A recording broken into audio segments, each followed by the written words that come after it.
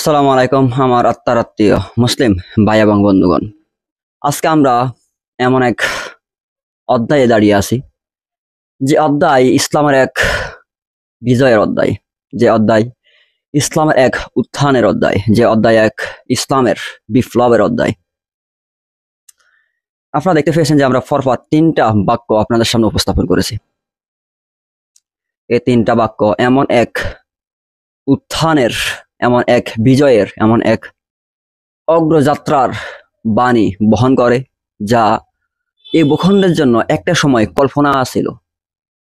একটা সময় আমরা বা আমাদের যে সমস্ত ওলামা একরাম এবং ইসলাম সচেতন ব্যক্তিত্ব ছিলেন, তারা কল্পনা করতেন যে এমন একটা সময়ের উত্থান আসবে, এমন একটা দিন আসবে, এমন একটা দিন আমরা দেখতে পাবো, সেটা ওনারা কল্পনা করতেন।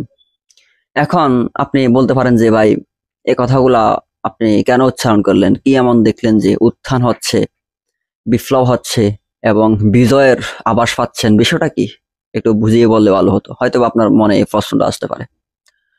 এই প্রশ্নটা যেহেতু আসতে পারে, তাই আমরা আপনার সংশয়টা অবশ্যই নিরসন করব। প্রথমে আমাদের উপস্থাপন করা একটি ভিডিও দেখুন।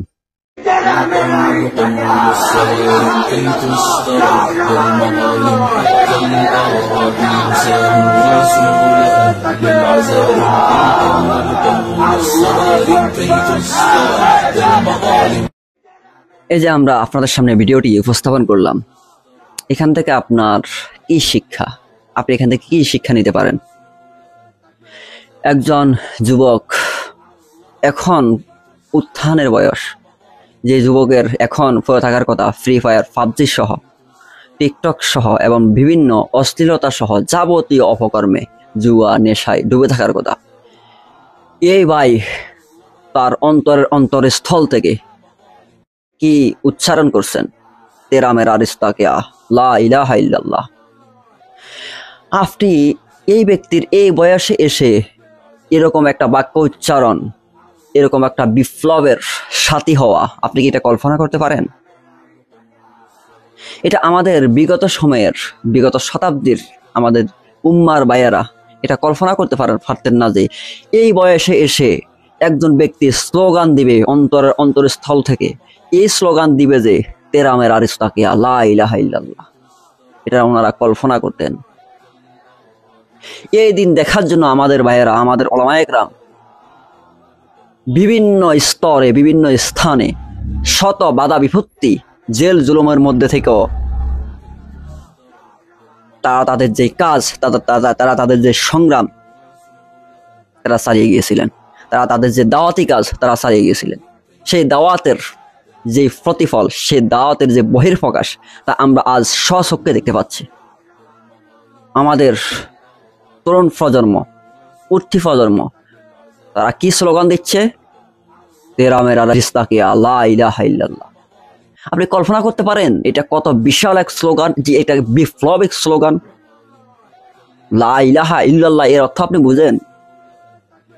ক্ষমা করবেন, এর অর্থ আমি নিজেও পরিপূর্ণ বুঝি না। আমি বা আমরা বোঝার চেষ্টা করছি। লা ইলাহা ইল্লাল্লাহ এটা এক বিপ্লবিক বাক্য, এটা এক অপ্রতিরোধ্য বাক্য, এটা এক এমন বাক্য যা মানুষকে গোলামের জিনজির থেকে মুক্ত করে দেয়, সমস্ত মানুষের দাসত্ব থেকে এটা মানুষকে ছিন্ন করে দেয়। এটা এমন এক বিপ্লবিক বাক্য। লা ইলাহা, নাই কোন আল্লাহ, ইল্লাল্লাহ, একমাত্র আল্লাহ ছাড়া। আপনি কি অনুধাবন করতে পারতেছেন এটা কি? এটা ঝড় সৃষ্টি করে, এটা তুফান সৃষ্টি করে, এটা বিপ্লব সৃষ্টি করে, এটা প্রতি বিপ্লব সৃষ্টি করে। সমস্ত ইলাহদেরকে বর্জন, একমাত্র ইলাহকে গ্রহণ। এই সাহস যোগ্যতা কি আপনার আছে? আমার আছে। সমস্ত ইলাহদেরকে বর্জন। আল্লাহু আকবার। আপনি কি বুঝতে পারতেছেন? সমস্ত ইলাহদেরকে বর্জন, এই বিষয়টা কি? আল্লাহ ছাড়া আর কোনো আইন দেওয়ার মালিক নেই, বিধান দেওয়ার মালিক নেই, পথ নির্দেশ দেওয়ার মালিক নেই, আনুগত্যের মালিক নেই, ইবাদতের মালিক নেই, অনুসরণের মালিক নেই, অনুকরণের মালিক নেই। এক ইলাহ কেন্দ্রিক যেই একটা জনগোষ্ঠী উত্থান হচ্ছে, আবির্ভাব ঘটছে, আপনি এটা কল্পনা করতে পারতেছেন? ইমাজিন। এই মুহূর্তে যে ভাই আমার এই ভিডিও বার্তাটি দেখতে পাচ্ছেন, আপনি একটু কল্পনা করুন নিজেকে আমার ওই ভাই তেরা মেরা রিস্তা কি লা ইলাহা ইল্লাল্লাহ, এই ভাইয়ের স্থানে আপনি নিজেকে একটু কল্পনা করুন। আপনি কি পারবেন এই বিপ্লবিক সূচনার বাক্য এটা উচ্চারণ করতে? এভাবে নির্দ্বিধায় সমস্ত কুফফারের চোখে চোখ রেখে এই লা ইলাহা ইল্লাল্লাহ এর স্বীকৃতি রাজপথ কাঁপিয়ে দিতে পারবেন আপনি?